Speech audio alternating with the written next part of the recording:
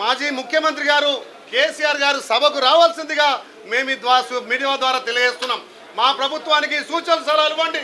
ఈ తెలంగాణలో ప్రజాపాలన ఇంకా ఆదర్శంగా జరగడానికి, ఇంకా సంక్షేమాలు అందించడానికి మీ తగు సూచనలు ఇవ్వాలి. కానీ ఇవాళ ప్రజాప్రభుత్వాన్ని బదనాం చేయడం కోసం మీ పింక్ మీడియా, మీ సోషల్ మీడియా ద్వారా ఇవాళ ఎక్కడో పంటలు ఎండుతున్నాయని ముసరి కన్నీరు గారుస్తున్నారు. మరి మీ గాయంలో ఎంతమంది రైతులు చనిపోయారు, ఎంతమంది రైతులు ఉరితాలు వేసుకున్నారు.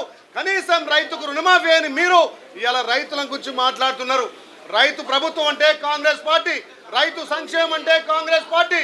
ఇవాళ నిరుద్యోగులను ఉద్యోగాలు చేస్తుంది కాంగ్రెస్ పార్టీ.